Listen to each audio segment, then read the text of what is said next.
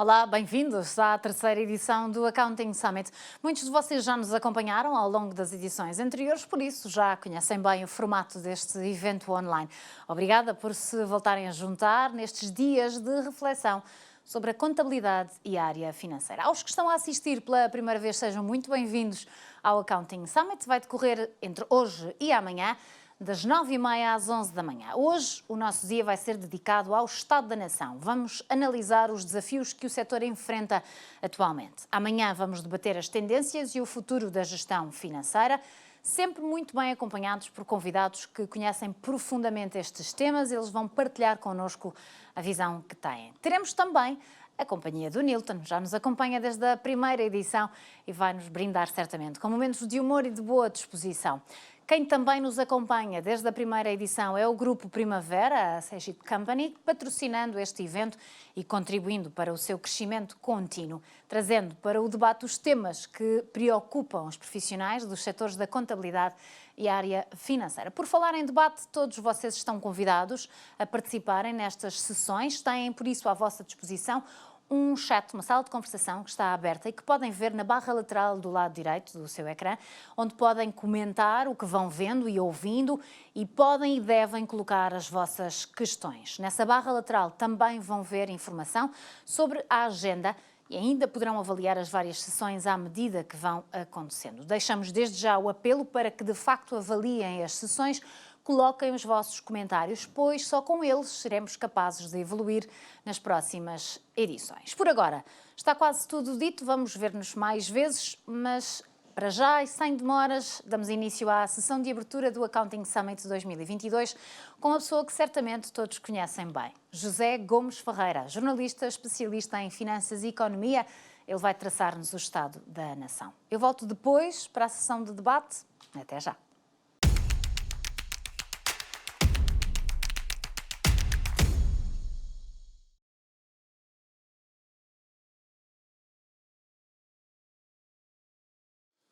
Muito bom dia a todos. Eu agradeço ao Presidente Executivo Santiago Solanas e ao Chief Revenue Officer José Dionísio e a toda a equipa do Grupo Primavera o convite para estar aqui a falar com tão ilustre auditório.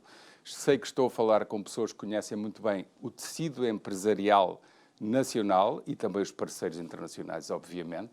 Sei que conhecem, que sabem quais são as dificuldades com que têm que lutar todos os dias, juntamente com os empresários que fazem a economia nacional, conhecem a realidade dessas empresas, mas também a envolvente interna do país, a difícil envolvente interna e a conjuntura internacional que neste momento, como sabemos, é ainda mais difícil do que aquilo que poderíamos pensar há cerca de um ano ou dois, embora tivéssemos previsto que havia muitas coisas que iam acontecer, como por exemplo a inflação, que os nossos políticos desvalorizaram e que os banqueiros centrais deliberadamente esconderam que ia acontecer. Esta hiperinflação que está a retirar qualidade de vida, a retirar dinheiro, concretamente, dos nossos bolsos.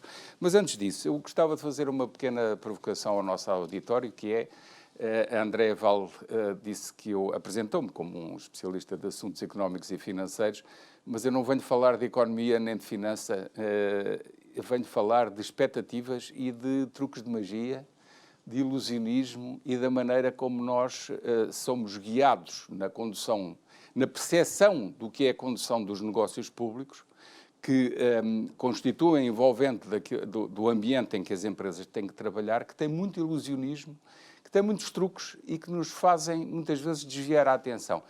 Eu dou um pequeno exemplo. Ainda esta segunda-feira, ontem mesmo, entrevistei o Ministro das Finanças sobre o Orçamento de Estado e sobre a política económica, financeira, fiscal, orçamental que estão a desenvolver, com a apresentação do documento. E a primeira coisa que me veio à cabeça para lhe perguntar foi, Sr. Ministro, diga-nos lá porque é que está a fazer ilusionismo. E está.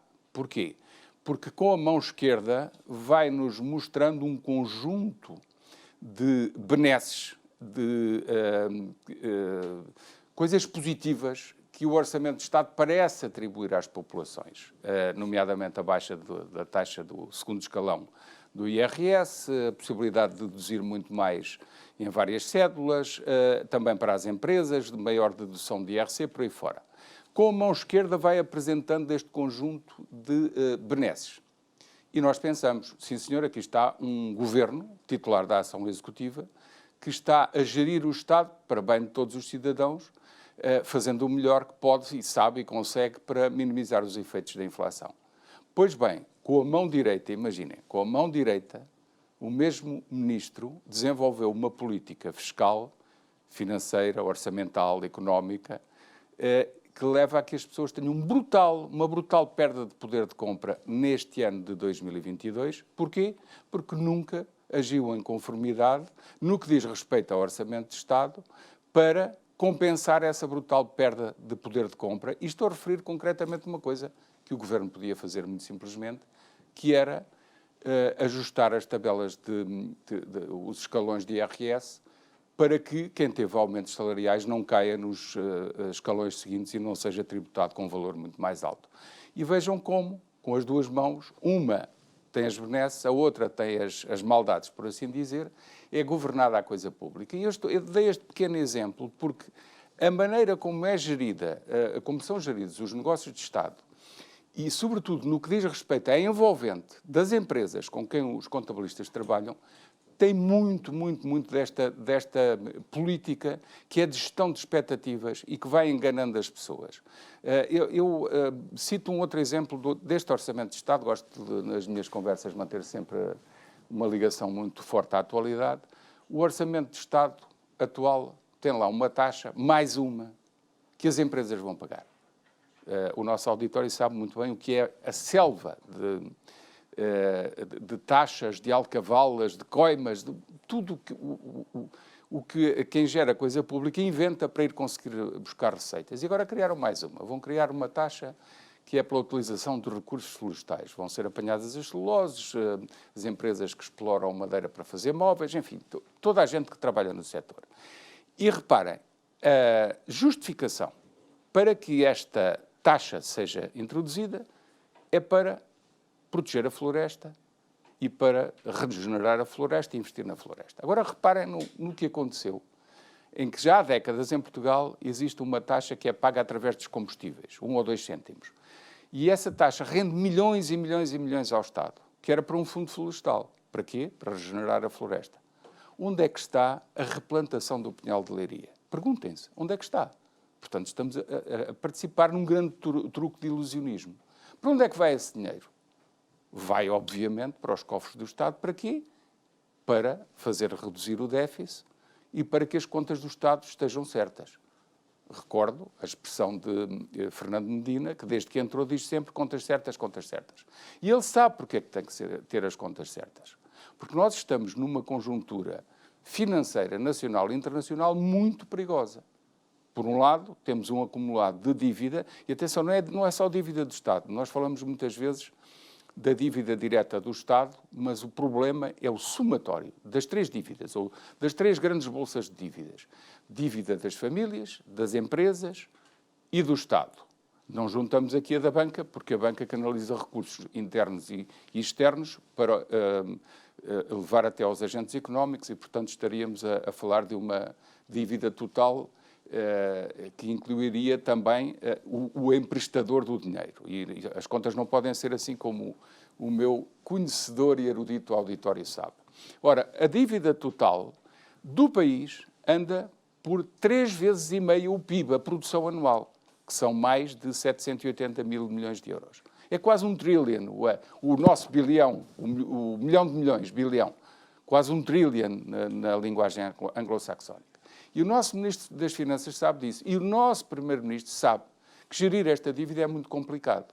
E andamos muitas vezes no fio da navalha. E se nos distraímos, caímos numa súbita explosão dos juros da dívida em mercado secundário e os financiadores deixam de comprar a nossa dívida e lá vamos a correr, bater à porta das instituições internacionais para pedir ajuda. Ora, sabendo os governantes que é preciso arranjar dinheiro para pagar esta dívida e é preciso arranjar dinheiro para pagar as despesas de um Estado muito desproporcionado em relação àquilo que deveria ser, o que é que eles fazem? Inventam tudo e mais alguma coisa para conseguirem buscar dinheiro. E agora vou fazer uma frase que sobretudo os mais jovens ficam muito admirados quando eu o digo, não gostam nada de ouvir, mas é a verdade direta, nua e crua. A política ambiental em Portugal serve para tudo menos para proteger o ambiente. E porquê é que eu digo isto? Porque a política ambiental em Portugal é constituída por imposição de taxas, coimas, multas e outras penalidades aos agentes económicos. Em nome de quê? Em nome da regeneração do ambiente, dos grandes investimentos no ambiente. Mas a maior parte desse dinheiro não vai para o ambiente. Vai para dentro dos cofres do Estado, para depois ser gasta na gestão corrente, a pagar tudo o que o Estado tem de pagar. Muitas destas despesas poderiam ser completamente alteradas. E, portanto, nós estamos aqui a assistir a um truque de ilusionismo.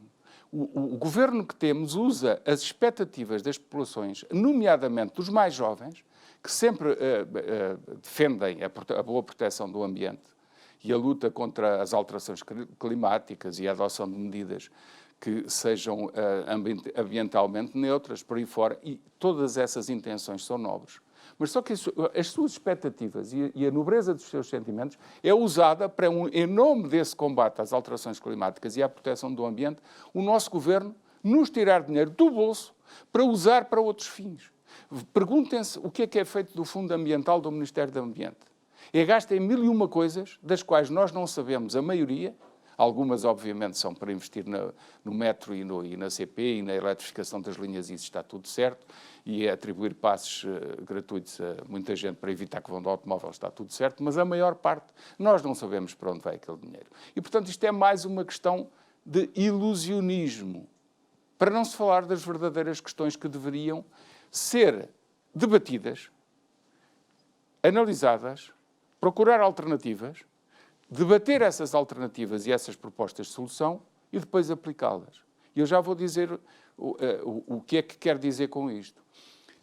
É que essa discussão não se faz porque quem marca a agenda é o Governo e as suas agências de comunicação.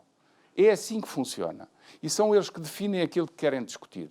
Aliás, eu critiquei muito o anterior presidente do PSD, Rui Rio, porque ele deixava-se ir na agenda feita pelo Governo e não marcava alternativa. Não dizia, desculpa, eu não quero discutir esse assunto, não é a minha prioridade.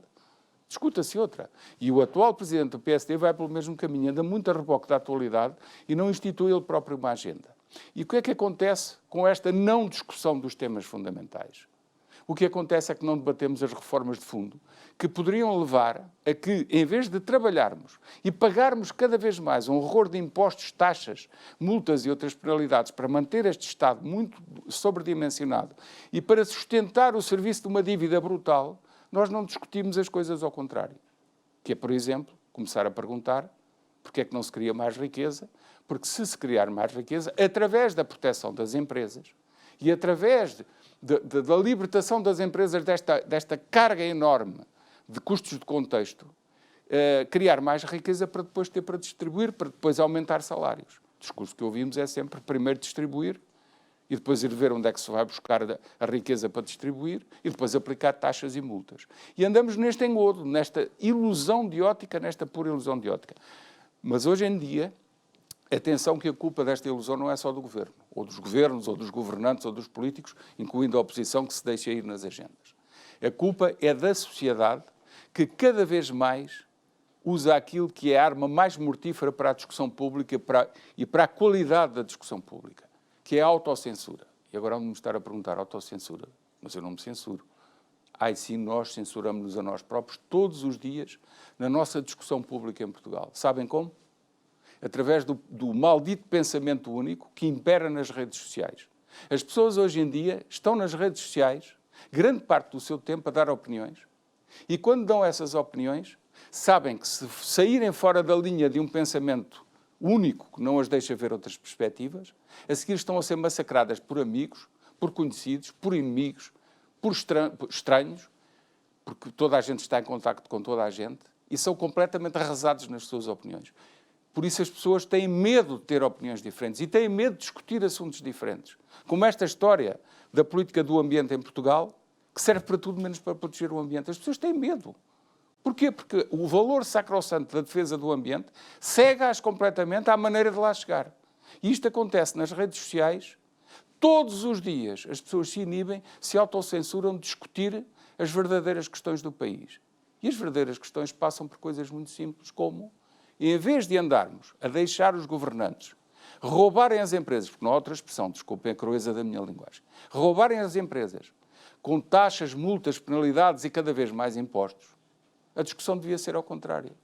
Devia ser criar um ambiente propício ao investimento e criar um ambiente com menos carga fiscal e parafiscal e com menos multas e outras penalidades, como disse, e deixá-las criar riqueza. Essa discussão não é feita. Porque é uma discussão que parece que é muito teórica e é muito longe das nossas vidas, mas está no cerne daquilo que deveria ser a solução para desbloquear o nosso país, para desbloquear estes constrangimentos. Eu costumo dizer que as empresas, a começar pelas empresas de contabilidade, sobretudo as pequenas e médias empresas, e algumas grandes empresas que vivem em concorrência perfeita ou em concorrência muitas vezes selvática, com atropelo de regras, essas empresas são as empresas que fazem a nossa economia e são as empresas que muitas vezes se alheiam da discussão política porque já não querem ouvir falar de certos temas que estão na agenda. Eu encontro muitas vezes essas pessoas, estou certo que entre o meu auditório está muita gente que pensa assim, mas já não tem mais paciência para ouvir políticos a dizer sempre as mesmas coisas. E queriam fazer diferente. Só que não as deixam, por causa desta envolvente, deste constrangimento e desta manipulação da agenda pública. E a agenda pública devia ser o quê?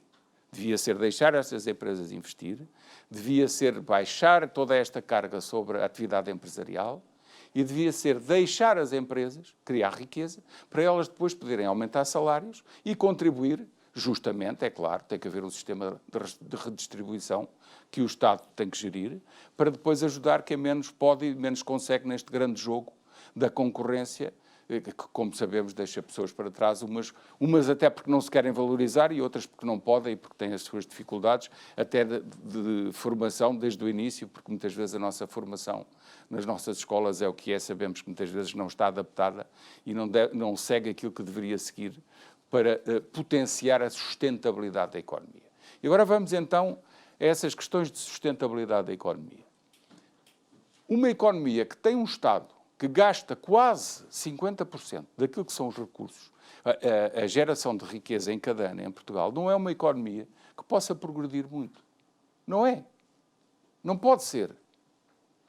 E eu com isto não quero dizer que o Estado não possa estar presente em atividades económicas. Por exemplo, um Estado austríaco detém muitas empresas e o setor público ainda hoje é muito presente e são geridas com eficácia. Agora, são geridas pelas regras da boa e sã concorrência, que é o que não acontece em Portugal. Primeiro, discutir aquilo que é a dimensão do Estado e as suas funções. Muitas vezes quem começa com esta conversa é logo apelidado de lá está ele, que acha que o Estado não deve ajudar quem precisa. A tal simplificação, o tal pensamento único, não se deixa discutir, porque é alguém que quer acabar com as estruturas do Estado e é um ultraliberal. Ora, isto reduz a qualidade da discussão. O Estado tem que ser redimensionado, tem que ser discutidas as suas funções, ver o que é que pode fazer, deixar de fazer e deixar de pagar, muitas vezes, aquilo que é sobrepago para se fazer quando não é necessário.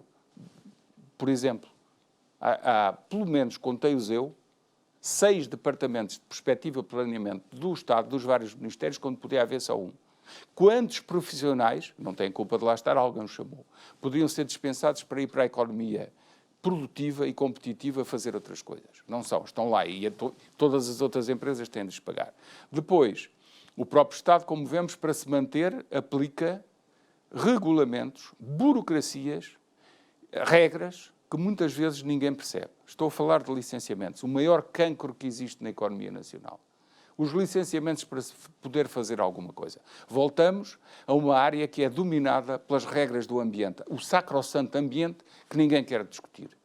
Quando uma empresa quer aumentar uma linha de montagem e não consegue, porque aparece a Agência Portuguesa do Ambiente, aparece a CCDR, aparecem as 1001 entidades, 24, normalmente são 2 dúzias de entidades que decidem se alguém pode instalar uma fábrica ou fazer crescer uma linha de montagem.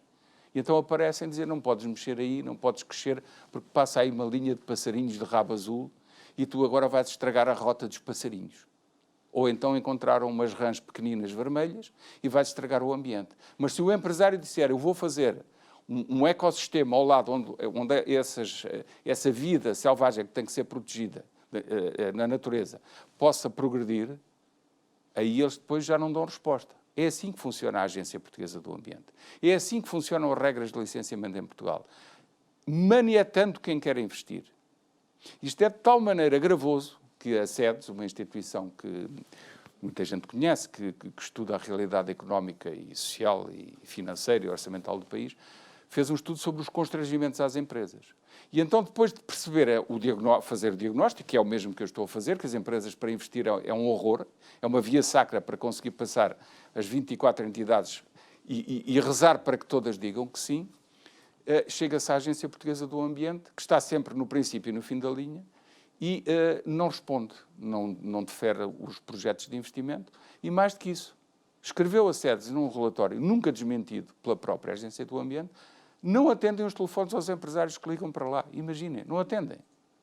Isto é concebível num país que quer crescer, deixar as empresas criar riqueza e depois ter essa riqueza para distribuir. Não é concebível. Mas não entra na agenda, na discussão. A Agência Portuguesa do Ambiente é uma vaca sagrada da nossa política que faz crimes económicos ao não deixar investir e ninguém a quer discutir. Lá está a tal agenda e a tal ilusão de que as instituições que promovem o ambiente nunca se podem pôr em causa. Ora, tem que se discutir o seu papel. E o seu papel é este. Impedem que se invista. Depois há outras questões que têm a ver com uma área que, muitas vezes, na discussão pública, quem a aborda é considerado um negacionista, leva logo o rótulo de negacionista. Eu já o levei várias vezes, quando eu não nego nada das alterações climáticas. Só que sempre questionei porque é que há uma política da energia que favorece 3 ou 4 grandes grupos, que deixa que esses 3 ou 4 grandes grupos tenham lucros brutais, fabulosos à nossa custa, e ninguém discuta porquê. E vamos concretamente perceber como é que é feita essa riqueza até imoral, diria eu. Tem a ver com aquilo que foi a mudança da política energética nos últimos 20 anos. Produzia-se em sistema clássico, em energia que já era renovável de hidroelétrica, e depois havia uma produção através da refinação do crudo, com todos os seus produtos derivados, uma atividade legítima, obviamente, mas também poluidora, sabemos, e havia produção de eletricidade através do carvão, através da queima do fuel, que essa sim é altamente poluidora, e depois, mais tarde, em centrais de ciclo combinado através do gás natural. E esse conjunto de tecnologias para se produzir essa energia permitia produzir uma energia relativamente barata. Eletricidade e combustíveis líquidos por aí fora, derivados por aí fora. O que é que aconteceu? Em nome do sacrossanto ambiente, passou a fazer-se uma deriva das formas de produção clássica, apostando sobretudo em produção fotovoltaica, eólica, por aí fora. Isto parece muito bem aos ambientalistas, e a mim também me parece muito bem. Só que essa mudança foi feita à custa do pagamento de preços garantidos, que no caso da eólica andavam pelos 150 euros o megawatt-hora, e no caso da fotovoltaica 350 euros o megawatt-hora. E isto era um horror, ainda hoje é um horror de dinheiro que nós pagamos a esses grandes grupos que fizeram essa deriva. EDP, Galp e outras, que progressivamente entraram cada vez mais nestas áreas. E nós questionámos isto. E qual foi o rótulo que eu levei? E outros como eu quiseram questionar. Negacionista, não quer mudar, está a negar que hajam alterações climáticas, por aí fora. Ora, não é nada disso. Eu sempre achei que isso devia ser defendido como valor. A questão é, temos que perceber o que estão a fazer aos nossos bolsos nessa mudança. E essas tecnologias levaram-nos e levam-nos um horror de dinheiro. Depois foi inventada uma outra coisa para português ver, que é o mercado ibérico da eletricidade, que é um mercado marginalista. Isto é um palavrão e pouca gente também quer discutir isto, porque depois há um outro sacrossanto princípio que é seguido pela Comissão Europeia, que é, em nome da concorrência, deixar que os monopólios ou os oligopólios nos tirem o dinheiro dos bolsos. Esse mercado é um mercado marginalista em que quem não está em contratos de compra de energia, eletricidade ou outro tipo de energia como o gás, quando acabam esses contratos de 2, 3 anos, o que acontece é que depois têm que ir ao mercado spot, ao mercado diário, fazer as suas compras. E esse mercado é um mercado altamente especulativo. Como estamos a ver agora, O que acontece é que, nesse mercado, há venda de gás a 200 ou a 250 euros o megawatt equivalente, que é um preço absolutamente louco e ruinoso para o país, e chega a 300 e a 400 em certos dias. E, no entanto, essa fixação de preço vai depois influenciar os outros tipos de produtores que já eram subsidiados para produzir. E estamos nisto, a ser roubados também por essa via. Esta discussão é muito técnica, é muito hermética, afunila sempre para a questão que é, então não queres apostar em tecnologias alternativas para produzir energia? Eu quero. Mas quero primeiro que se dê cabo deste mercado marginalista que nos rouba e que se retire boa parte dos subsídios a quem os recebe indevidamente, porque aquelas tecnologias de produção alternativa como a eólica e a fotovoltaica já pagaram os seus investimentos e já não precisam de receber tanto dinheiro. Esta discussão também não está em agenda nenhuma. É de tal maneira ruinosa essa mudança que o próprio Ministro das Finanças anda com essa conversa, ainda ontem o dizia na apresentação do Orçamento de Estado. Vejam como Portugal é autónomo em relação à Europa na produção e consumo de energia alternativa. Ah, é? Pergunto eu. Sabem o que é que aconteceu ao mercado de eletricidade, que não importava nada, exportava eletricidade há apenas um ano, exportava para a Espanha. O que aconteceu foi que passámos a importar 30% a 40% da eletricidade. Porquê? Porque, em nome do sacrosanto ambiente, fomos fechar as 2 centrais a carvão, do Pego e de Sines, e a refinaria de Matosinhos. Já agora só uma curiosidade. Sabem porque é que o Andy Brown foi embora? Saiu da Galp, ou vai sair. Sabem porquê? Por causa daquela história das modas, com os acionistas a terem culpa também, que era que tinham que fazer uma mudança para energias completamente limpas, fecharam a refinaria de Matosinhos. Numa altura em que o país precisava desesperadamente da produção própria para não ter que importar. E agora estamos a desequilibrar completamente as contas externas, nossa balança corrente e de capital, porque fazemos destes voluntarismos de fechar coisas. E o Sr. Andy Brown decidiu fechar. Estão a perder um horror de dinheiro na venda de combustíveis que poderiam ser fabricados em Portugal. E aquilo que era a alternativa, que é o avanço para o hidrogênio verde e as fábricas de lítio por aí fora, está tudo emperrado no PRR. E os acionistas perceberam, o senhor foi atrás das modas e agora estão a perder muito dinheiro por causa disso, naquela fábrica, porque estão a ganhar muito na outra, na Galp, como sabemos, os preços que eles fazem têm uma sobrecarga para nós de 30 a 40 cêntimos por litro, que eles não deveriam cobrar. Mas cobram, e isso é outra discussão também que deveríamos fazer, não há tempo aqui neste fórum, mas tudo isso agrava aquilo que é o custo de contexto das empresas e das famílias. Portanto, são discussões que raramente são feitas na praça pública porque quem domina a agenda não as deixa fazer. Mudando para outra reforma essencial, aliás, vem a talho de foice falar em reformas estruturais, porque o Sr. Primeiro-Ministro António Costa diz os portugueses odeiam essa palavra, têm horror à expressão reformas estruturais. E eu pergunto, quem é o Primeiro-Ministro para decidir em nome dos portugueses a que é que temos horror? Sim, é preciso reformas de fundo, é preciso reformas estruturais, para libertar o Estado dos pagamentos que tem, para podermos pagar melhor o serviço da dívida pública, com mais facilidade, porque com mais riqueza é mais fácil. Bom, outra área em que decisivamente é preciso reformar, e a discussão nunca é feita, porque não interessa muito, não entra na agenda, não interessa muito, mexe com muitos interesses. Tem a ver com a justiça na área económica.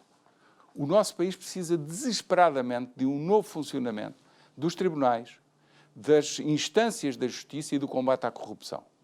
Mas primeiro a área económica / administrativa, justiça administrativa. É um horror o que se passa nos tribunais administrativos, nunca decidem, demoram 5, 10, 15 anos a decidir assuntos que têm a ver com a vida das empresas. É uma reforma absolutamente urgente, ninguém a quer fazer, ninguém lhe quer tocar. Julgam os políticos que perdem votos, se calhar ganhavam muito mais. Num primeiro momento perdem porque há discussão pública e gente a ser mudada dos seus lugares e vem para a praça pública gritar e já sabemos como são essas coisas. Mas tem que ser feita.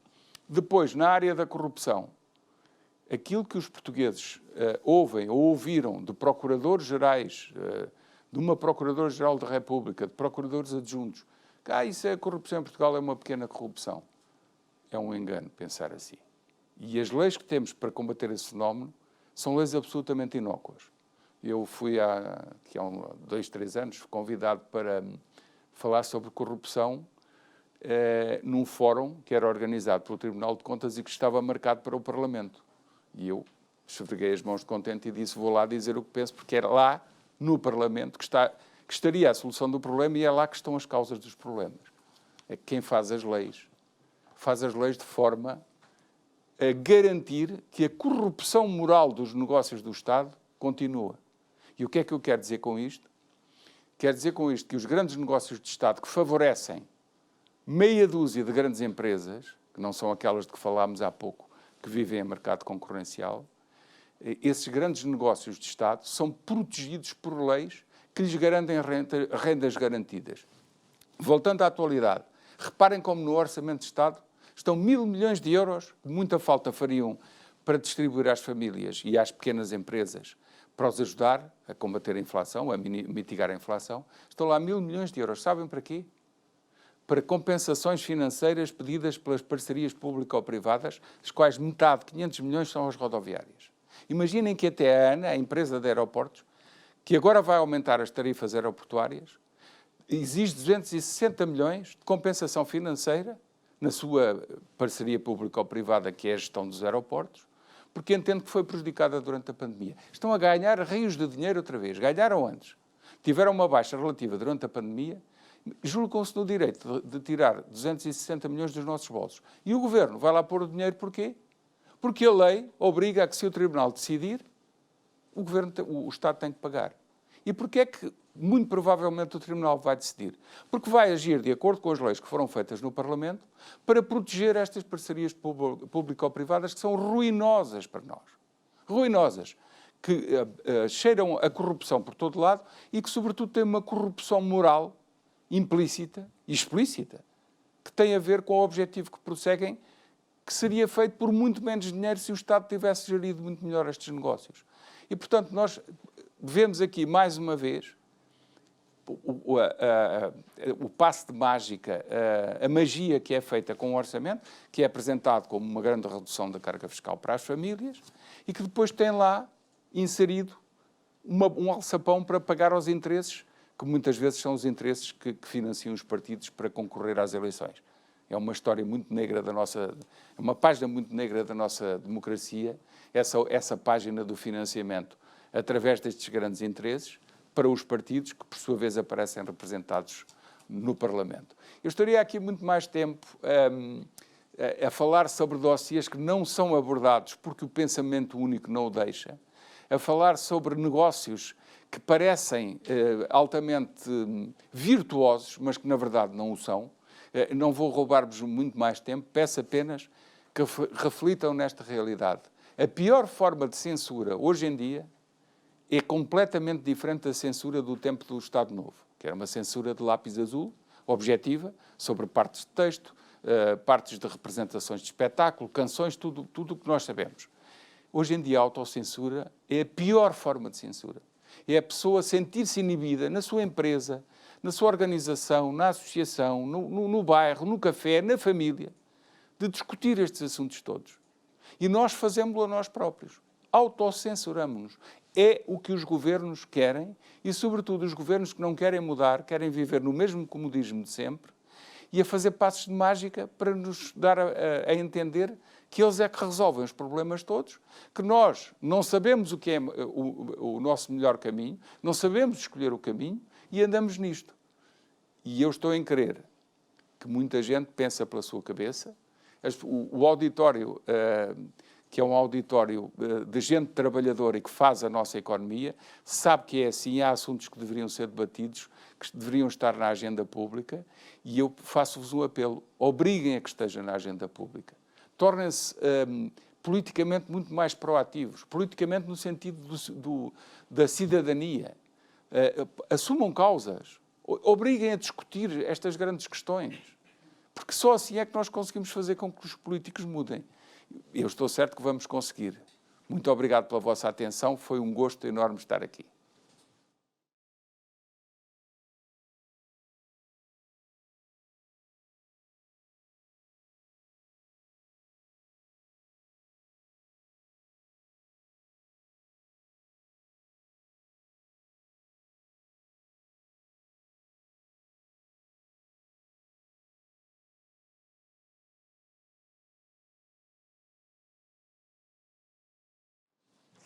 Bom dia, CC 201010, como nas reuniões da Ordem à quarta-feira. Eu gosto sempre de me apresentar assim, acho muito engraçado. É uma honra estar aqui novamente neste Accounting Summit. Ainda por cima, uma honra estar com José Gomes Ferreira, ainda agora aqui no palco. Muito boa apresentação, parabéns, José. Novamente com a Andreia Val. Se bem que um casal numa apresentação que parece um programa de televisão, é uma sorte não estarmos aqui na manhã da TVI. E sorte para vocês também. Podiam ter convidado a Cristina Ferreira, se assim fosse. Poupavam a internet porque vocês ouviam em casa na mesma. Aliás, acontece-me isso com a minha avó, que mora a 250 km de Lisboa. Eu ligo-lhe e digo: avó, o que é que estás a fazer? Estou a ouvir a Cristina. E a minha avó nem televisão tem. Até lhe digo: avó, fecha as janelas. E ela diz: já fechei, ouço na mesma. E ela ouve mal. Mas pronto. Estamos numa versão em direto, até agora foi este híbrido, agora estamos no híbrido, aliás, até agora era 100% online, agora estamos neste híbrido, já estamos aqui nós neste palco. Eu gosto desta versão, se bem que, por outro lado, tenho alguma pena porque não posso fazer aquelas montagens que sempre fiz com a Andreia Val. Aliás, eu lembro-me o ano passado que... Quais montagens? Está a perguntar a Andreia Val. Não é nada. Esquece, não há montagens nenhumas, era aqui eu a falar sozinho. Vai. Não mostrem estas coisas ao Nilton. Oh malhão, malhão, que vida é tua? Às tantas, a Andreia arriscou e pediu a um espanhol para identificar as diferenças entre Portugal e Espanha. E ele, claro, aproveitou para nos mandar abaixo. Consegue identificar as diferenças entre Portugal e Espanha? Claro, sí, por supuesto. Não, André, ele vai dizer mal de nós. Pior, vai ser verdade.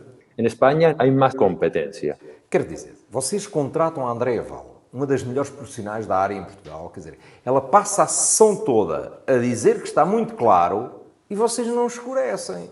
Claro.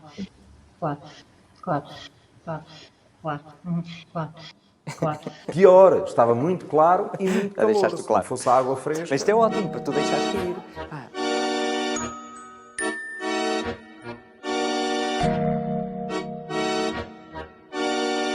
Mas este foi um painel de debate ótimo. Eu gostei muito de ouvir aquele piloto de aviões. Good afternoon, this is your captain speaking with just a little flight information. Foi um ótimo painel de debate, com pessoas a falarem muito bem. A Andreia nem precisou de intervir muito. Tanto que até teve tempo para fazer um bocadinho de bordado.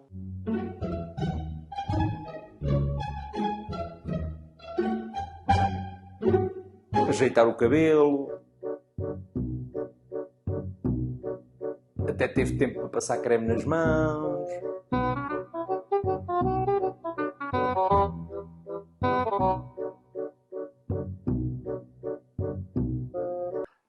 Olá de novo. E assim chegamos ao último dia e vamos falar de pessoas, de talentos, de gestão desses talentos.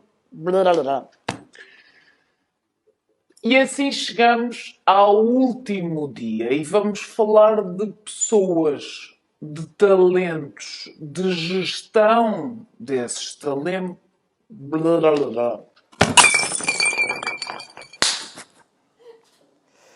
Esta parte do vinho era mesmo verdade.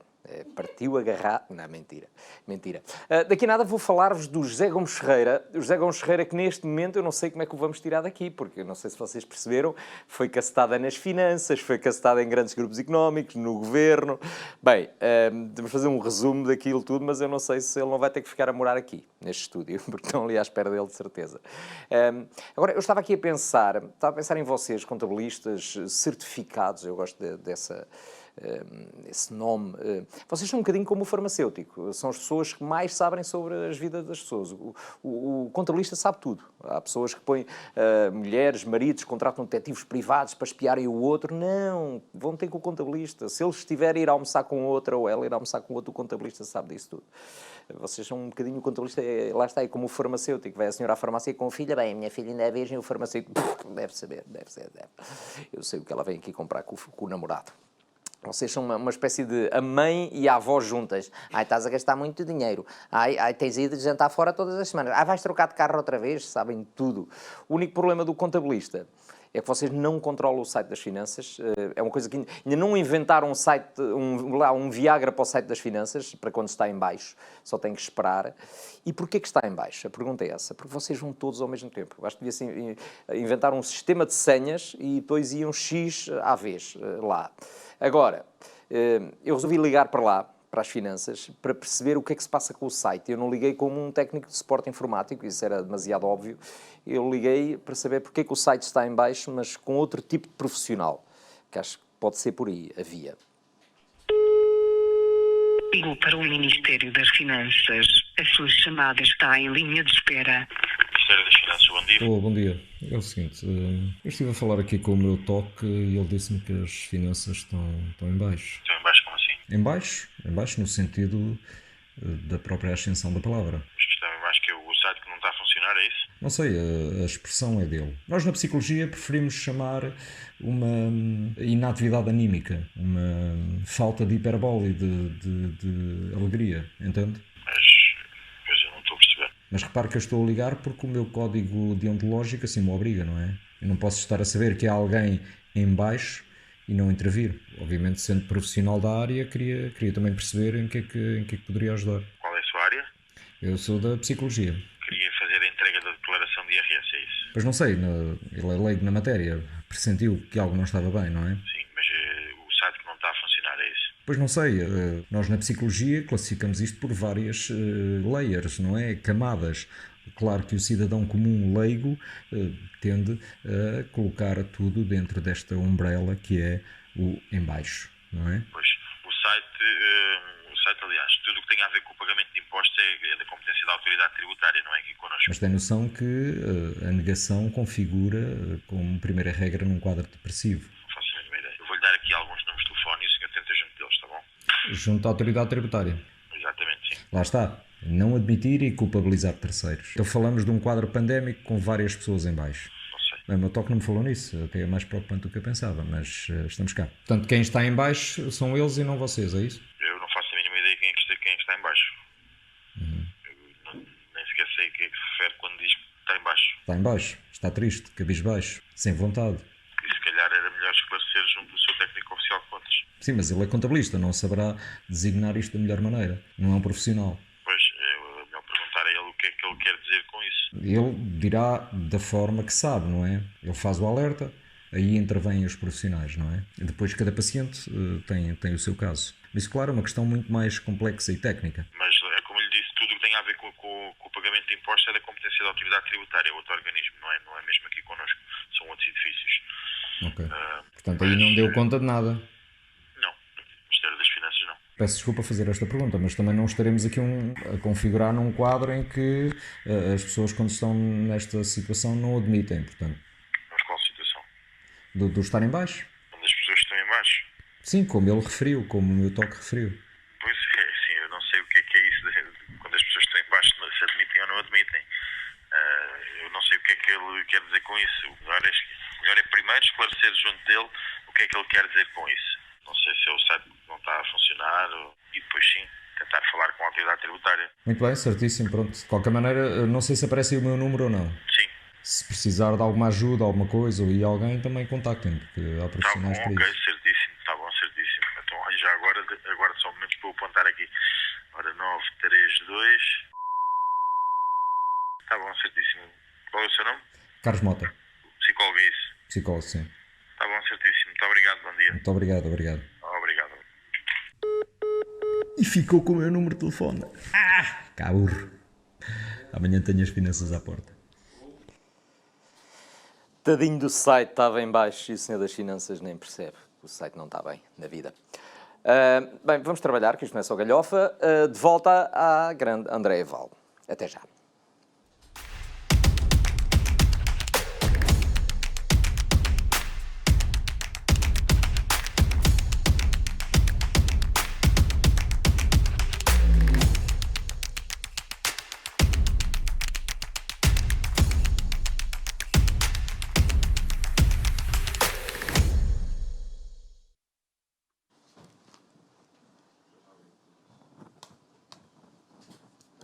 Não é só a galhofa, mas podia ser, e podíamos ficar aqui um bom bocado mais com o Nilton, mas vamos trabalhar, que é como quem diz, vamos debater.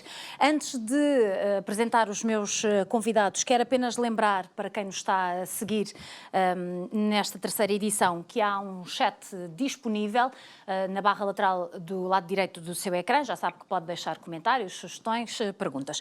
Ora, vou então apresentar para este nosso primeiro debate, o Estado da Nação, os nossos convidados que vão aparecer nos nossos ecrãs. Cristina Fonseca, ela é General Partner da Indico Capital Partners, é um grupo de investimento, é aqui a primeira senhora que aparece ao meu lado. Depois, a meio, é Isabel Cipriano, ela é Presidente da Associação Portuguesa de Técnicos de Contabilidade, também está connosco. E finalmente o Vítor Pinho, ele é CEO da Cloudware, uma empresa que desenvolve programas inovadores de faturação, gestão e contabilidade online. Muito bom dia aos três, muito obrigada por estarem connosco, espero que nos estejam a ouvir bem, vamos certamente ouvi-los bem lá em casa. E queria começar por si, Cristina, porque na nossa anterior edição, o ano passado, estávamos muito focados nas consequências da pandemia, da saída da pandemia, na questão também do trabalho dos contabilistas. E este ano estamos aqui na Europa em plena guerra e sabemos as consequências que isso tem tido nas nossas vidas, na vida das empresas. E do seu ponto de vista, como é que podemos dizer que os empreendedores e os investidores estão a viver esta fase, que é uma fase de crise também, mas também de transição económica?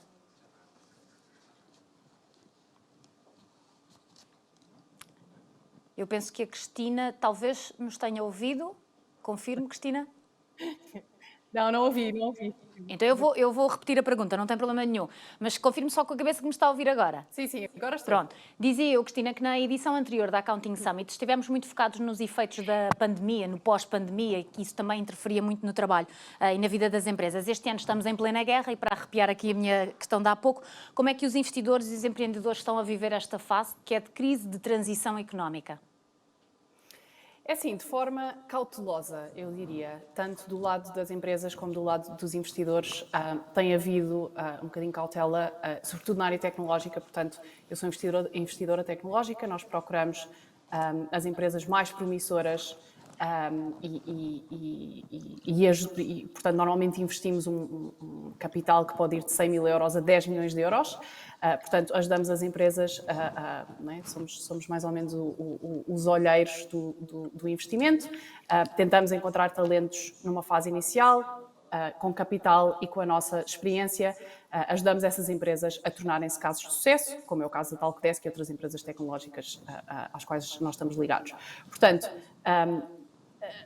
nos últimos 10 anos, construiu-se esta ideia, que é verdade, não é? Que é fácil angariar capital para crescer um negócio se esse negócio for de alto potencial, e hoje em dia já não é esse o caso. Ou seja, os investidores, quando olham para uma empresa, já olham para métricas sólidas, a empresa é lucrativa ou não, ou está próximo de chegar lá ou não. Já há um bocadinho mais resistência e cautela em investir à partida só numa promessa futura do sonho e do caso de sucesso, até na área tecnológica. Portanto, isto na área tecnológica é um bocadinho uma exceção. Depois, do lado das empresas, eu acho que também há muito mais cautela, sobretudo do nosso ponto de vista. Nos últimos anos havia muita gente que vinha ter connosco e que decidia arriscar, e no último ano há claramente uma diminuição do número de pessoas que querem arriscar, querem fazer a sua própria empresa, exatamente porque, não é, as condições económicas e o contexto social que estamos a viver é um bocadinho mais desafiante. Portanto, as pessoas naturalmente agarram-se ao que têm e têm menos apetência para arriscar. Cristina, nesse sentido, até que ponto o trabalho dos contabilistas, dos escritórios de contabilidade, pode ser importante nesta fase? É sim, muito importante. Eu acho que se nós pensarmos nas empresas tecnológicas hoje em dia, quem começa empresas tecnológicas são normalmente engenheiros, são pessoas que têm zero competência, nem de contabilidade, nem de finanças, nada. E, portanto, nós como investidores precisamos que os contabilistas ajudem os fundadores a ter a casa em ordem. Reportar lucros, reportar vendas, Isto são coisas, nós vemos as maiores asneiras a serem feitas pelos nossos fundadores, exatamente porque eles não sabem e não sabem o que não sabem. Portanto, é um desconhecimento total. Daí que nós gostamos sempre de estabelecer boas relações com os contabilistas das empresas em que investimos, muitas vezes influenciar também essa escolha, porque cada vez mais, não é, ter a casa em ordem do ponto de vista de finanças e de contabilidade é crucial, sobretudo nestas alturas em que há um escrutínio muito maior às empresas e, portanto, contabilistas, por favor, ajudem-nos a garantir que os engenheiros deste mundo conseguem ter empresas que têm também essa área controlada. Cristina, nós já voltamos a falar. A Isabel Cipriano, eu estava aqui a vê-la, ela estava a sorrir, obviamente, isto deve ser música para os seus ouvidos, Isabel. E eu queria só recordar, não sei se tiveram a oportunidade do ano passado de acompanhar-nos, foi uma frase que eu retive, que os contabilistas eram os agentes do sossego, e isso ficou colado na minha cabeça para sempre. E agora, Isabel, esta frase da Cristina, que os contabilistas são essenciais para termos, as empresas terem a casa em ordem, isto para si diz-lhe bastante. Bom dia, Andreia. Diz muito. Bom dia a todos. Penso que estão mais de 4.000 profissionais a acompanhar-nos. Portanto, é um número do interesse do evento e do tema e da oportunidade.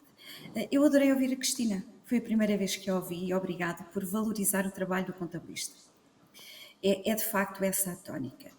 Depois da explicação do José Pedro Ferreira em termos de enquadramento do Estado da Nação, a pergunta que o contribuinte, que o empresário pode fazer, afinal, para que é que serve um contabilista? O contabilista é um elemento essencial no funcionamento das pequenas empresas, mas também das médias e das grandes. E a resposta é simples. Há, por um lado, uma responsabilidade imposta por força da lei, é um estatuto profissional que assim nos obriga, e, por outro lado, há a própria finalidade das demonstrações financeiras das empresas. Esta tal finalidade que foi agora referida, da importância do contabilista. Na ótica desta finalidade, são estes profissionais que asseguram a tal veracidade, a regularidade técnica das demonstrações financeiras, que servem de suporte, neste caso, à tomada de decisões úteis, nomeadamente às decisões de gestão e, entre elas, as decisões de investimento. Esse é que é o objetivo primeiro do contabilista, é prestar elementos cabais à tomada de decisão das organizações. Isabel, há aqui depois várias questões. Sim, não quereria já entrar, vou antes falar primeiro com o Vítor, porque eu ontem fiz esta associação e acho que para vocês contabilistas isto deve ser sempre um dia, o dia da apresentação do Orçamento de Estado deve deixar-vos a cabeça a deitar fumo praticamente de tudo aquilo que vem de novo e das adaptações que é preciso fazer, e isso liga-nos com a tal questão do burnout dos contabilistas, mas já voltamos a falar sobre isso. Pode ser, Isabel.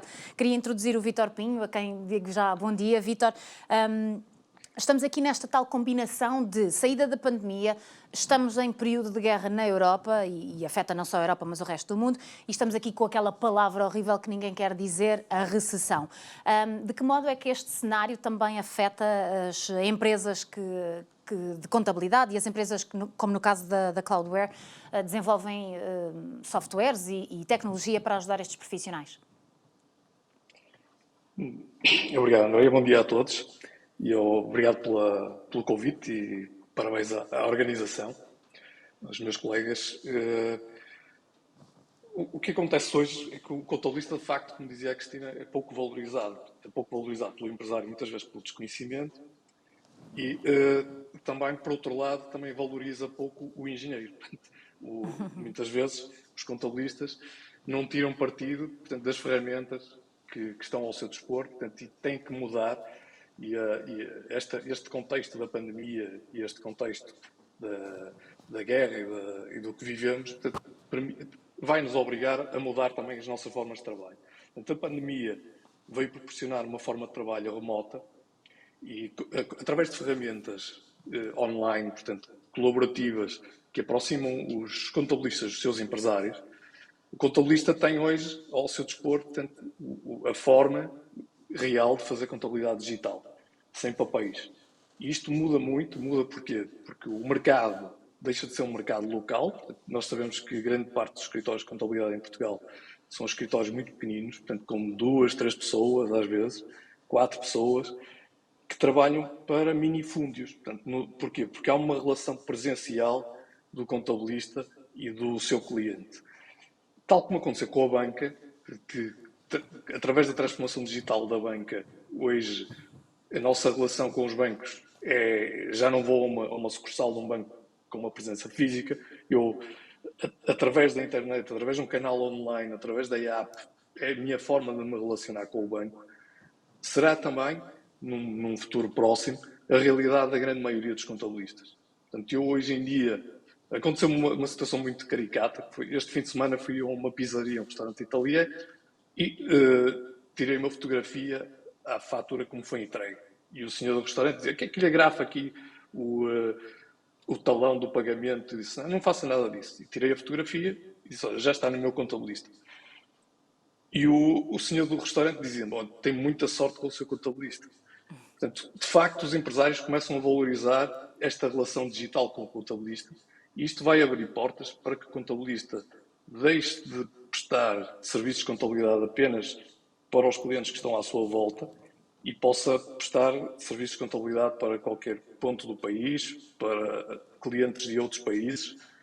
Isto vai alargar muito o mercado, vai naturalmente gerar uma consolidação dos escritórios de contabilidade, que se tornarão empresas maiores, com economias de escala e capacidade de prestar serviços de maior qualidade e profissionalizar, portanto, de outra forma, as suas empresas.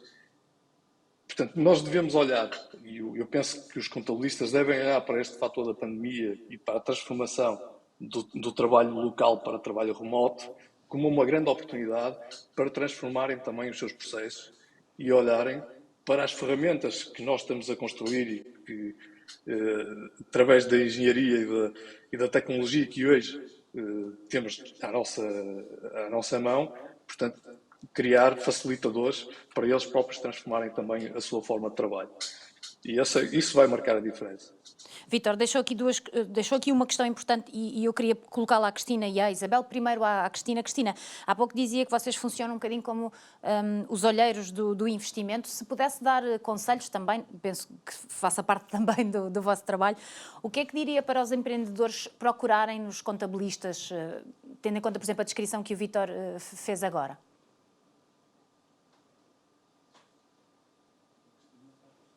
Eu acho que a Cristina nos deixou em mute, portanto... É verdade. Pegando um bocadinho no evento claro, no exemplo claro do Vítor, primeiro, usar tecnologia. Não é? Os contabilistas vêm do mundo onde as ferramentas são pouco digitais, há muito papel, se passam muitas faturas em sacos de plástico muitas vezes, e portanto usar ferramentas digitais pode não só, eu acho que até pode aproximar estas duas realidades, porque no nosso caso nós falamos de empresas altamente tecnológicas e eu deduzo que esta relação muitas vezes turbulenta com os contabilistas tem a ver com, parece que vivem em mundos diferentes, não é? Há esta percepção que há pouca tecnologia do lado dos contabilistas e, portanto, a relação com o próprio contabilista acaba por ser, eu não queria dizer difícil, mas queria dizer desafiante, não é?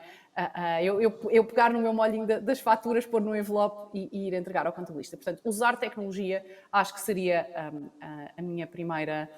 o meu primeiro conselho. E depois procurar um contabilista, ver valor no contabilista. Os contabilistas existem nas empresas para adicionar valor. E eles efetivamente adicionam valor. Mas eu acho que nós temos que os tratar como tal. E muitas vezes isso não acontece. Nós achamos que o contabilista é só um mal necessário e temos efetivamente que ver valor, pedir ajuda e só assim conseguimos criar uma relação de parceria que é o que é necessário. Claro. Cristina, a ligação perfeita para a Isabel. Isabel, como é que está o setor em termos de profissionais? Podemos falar se faltam ou não, se estão bem preparados, qualificados, tendo em conta a descrição que a Cristina fez, e depois a questão também muito do cansaço. Hoje usa-se a palavra burnout, mas o cansaço, o excesso de trabalho. Eu ontem fartei de pensar em vocês, porque penso sempre que, e por experiência própria com a minha contabilista, cada vez que sai um orçamento, sei sempre que aquilo são regras novas e obriga a um trabalho de casa incrível. Vamos partilhar isto um bocadinho por fases, Andreia. Há de facto um cansaço extremo na classe, mas é um cansaço que vem de um bocadinho do problema identificado pelo José Pedro Ferreira, o excesso de burocracia, o excesso de carga fiscal, a inoperacionalidade do portal das finanças, da segurança social, a não derrogação de prazos de forma atempada. Portanto, há um ente público que assumiu que o contabilista existe para apurar e garantir o pagamento do imposto. Essa não é a missão principal do contabilista. O contabilista tem outro papel. Mas enquanto este ente público, que não gosta que nós digamos isto, mas tem que ser dito, não vamos fazer de conta que o elefante não está no meio da sala, porque este é o problema, confunde-se o processo em Portugal com a missão. O processo é o tratamento, faz parte da atividade económica das empresas, para as quais a tecnologia é essencial.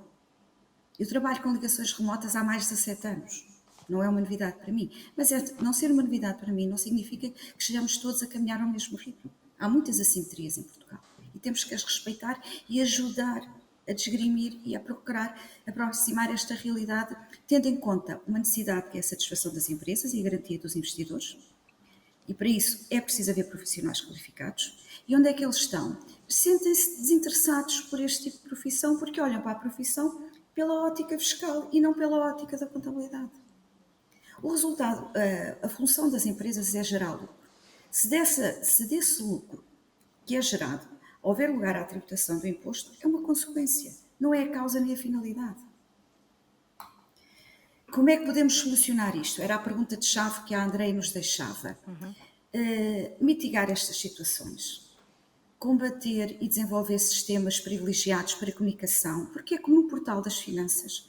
O contabilista entra com o mesmo acesso do comum contribuinte.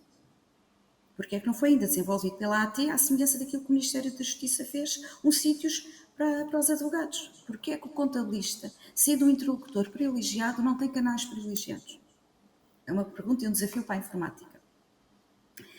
Como é que podemos ver outra coisa? Um exemplo muito giro que a gente usava na pandemia e que o Governo adotou. Estamos on, mas às vezes os portais estavam off. Não era bem o mote da administração central todo igual. É um bocadinho, fica a ideia para o Newton. E esta excessiva burocracia, o sistema próprio, muito entroncado, o excesso de pressão fiscal e parafiscal, isto contribui para este desgaste. Eu costumo dizer, os meus amigos passam a passagem de ano na celebração. O contabilista passa a ler o OE, que é publicado a 30 ou a 31 de dezembro, em Diário da República. Porque depois, no dia 1 de janeiro, as coisas já têm que estar preparadas para isso. E normalmente, para onde é que os empresários voltam? Para o contabilista, que tem que ter a resposta pronta, competente e célere. E muitas vezes para mais do que um cliente. Vítor, isto que a Isabel sublinhava, a questão do estar on, mas do outro lado às vezes estamos off, ou neste caso as plataformas estão off, isto faz-me lembrar que a tecnologia tem de funcionar nos dois sentidos, não é? Work both ways. A tal reciprocidade, isso nem sempre acontece. Sim, Isabel tem toda a razão. Ainda ontem vivemos um pesadelo com o sistema da Segurança Social no último dia de entrega das declarações em baixo, completamente. E, de facto, os sistemas, os microserviços do governo que dão suporte a todo o reporte que as empresas têm que fazer, portanto, na autoridade tributária, primeiro são muitos. E depois a informação que é enviada para todas estas entidades é repetida. Portanto, eu envio a mesma informação num relatório único, envio à autoridade tributária, depois tenho que entregar ao ACT, depois tenho que entregar à Segurança Social. Portanto, todos os meses é uma carga de trabalho para o contabilista. Que se de facto não tiver sistemas online que tenham um único front-end e que permitam preparar todo este reporte e comunicação de uma forma simplificada, tem uma vida desgraçada. Portanto, e, de facto, os sistemas, portanto, por um lado, os sistemas do governo têm que evoluir, portanto, a tecnologia tem que evoluir e tem que ser transparente. Por outro lado, os sistemas de informação que nós desenvolvemos, é um desafio para nós, criar sistemas que evitem erros transacionais ao contabilista, sistemas que tenham automatismos de contabilização automática e verificação por parte do contabilista, a informação também, a informação bancária é essencial para o contabilista processar o seu trabalho. Portanto, o contabilista tem que ter acesso às transações bancárias das empresas de uma forma simplificada e integrada. Portanto, tirando partido da norma agora que existe europeia, portanto, a PSD2, de acesso aos bancos, não faz sentido um contabilista não ter uma reconciliação assistida dentro do seu sistema. Não faz sentido continuar com tarefas morosas no seu processo para que, de facto, consiga ficar liberto para prestar o valor, tal valor que é que o empresário está disposto a pagar pelo apoio e pela informação que o contabilista lhe presta. Mas para isso também, e aqui há que dizer que os empresários, ao criar uma empresa, deveriam ser obrigados a ter muita literacia sobre a contabilidade. Se para eu valorizar os indicadores que os contabilistas me entregam, eu tenho que ter conhecimento mínimo sobre a contabilidade. Isso foi, eu lembro perfeitamente, isso foi uma das nuances da nossa conversa do ano passado, na edição anterior, naturalmente com outros convidados que não estes agora, os que estamos a ter. A pergunta será para os três, mas eu vou primeiro à Cristina, que já não falamos há uns minutos. Cristina, podemos comparar a nossa realidade com outros países, mesmo nesta perspectiva que abordávamos agora, que o Vítor e a Isabel falavam, da questão da tecnologia ter de funcionar nos dois sentidos, não é? Por muito que as empresas e os contabilistas tenham evoluído informaticamente, tecnologicamente, do lado dos governos, dos Estados, isto também tem de ser recíproco, certo? Como é que podemos comparar a nossa realidade com a de outros países? É uma ótima pergunta. Eu não tenho, ou seja, eu morei nos Estados Unidos e, portanto, tive uma empresa lá, que ainda tenho, e, portanto, o sistema de contabilidade lá é muito diferente. Só para vocês perceberem, não é? Em Portugal, se fizer uma despesa de 5 euros, eu tenho que a documentar. Nos Estados Unidos, até 25 euros, ninguém precisa documentar nada. E, portanto, o sistema funciona claramente de forma diferente, mas se calhar porque quando fiz isto era uma engenheira ingênua, nem sequer prestei muita atenção, não é? Uma pessoa delega no contabilista e acha que alguém resolve esse problema por ti. Na Europa eu acho que é semelhante. Eu diria que mais para a frente, mais para trás, estamos perante os procedimentos, as relações. Eu tenho a sensação que é mais ou menos semelhante. Isabel, a sua análise, o seu ponto de vista? É um bocadinho como a Cristina diz, mas não na totalidade. O modelo profissional, o modelo estatutário do contabilista em Portugal é filho único. É assim há muitos anos. Há umas tentativas e aproximações pelas várias notificações da Lei Base das Associações Profissionais Públicas, que está a ser discutida agora em Parlamento, em audições parlamentares, e isso tende a que nos vamos aproximar, e bem, ao desenvolvimento desta profissão no resto do mundo, sobretudo na Europa, como em Espanha, como em Inglaterra, como na Alemanha, por exemplo, e noutros países. E isto é o próprio IFAC que vem dar estas guidelines de orientação para aquilo que é a missão do contabilista. Portanto, e o IFAC não existe desde ontem, nem desde anteontem, é um organismo com anos, com missão, com estrutura regulamentada e que está cá para apoiar os profissionais a nível mundial. E como é que o IFAC vê esta solução para o contabilista? Aquilo que a gente tem vindo aqui a referir neste painel, a criação de valor. O contabilista é o ente privilegiado dentro das entidades para ajudar a criação de valor das mesmas, como recentralizando, no caso português, o contabilista na sua missão de contabilista e não na sua missão quase exclusiva de fiscalista. Portanto, vamos tratar o processo contabilístico e a elaboração das demonstrações financeiras totalmente suportado na tecnologia, porque não pode vir a ser de outra forma, para permitir o quê? Aqui haja a parte do contabilista que auxilia a gestão na análise interna do negócio, que cuide também da parte financeira, nomeadamente na vertente já referida pela Cristina, para investimentos e financiamentos, que não seja descuidado a parte de obrigações fiscais e contributivas, e voltamos novamente à necessidade de um processo célere, para do fim ainda ter tempo para colmatar aquilo que é o audit designado pelo IFAC, que é a verificação das normas e das disposições legais. Portanto, recentrando aquilo que é o papel do contabilista na sua gênese, nós conseguimos fazer parte da solução. Isabel, mas sente que muitas vezes são quase como se fossem a solução mágica, os contabilistas, a solução mágica. Eu há pouco dizia a questão dos agentes de sossego, mas eu acho que as pessoas percebem, não é? Porque é de facto uma profissão, uma atividade. Mas às vezes sentem que são demasiado... não queria dizer usados, mas que as pessoas apoiam demasiado em vocês e dizem resolvam, eu não quero saber. Andréia, eu vou facilitar.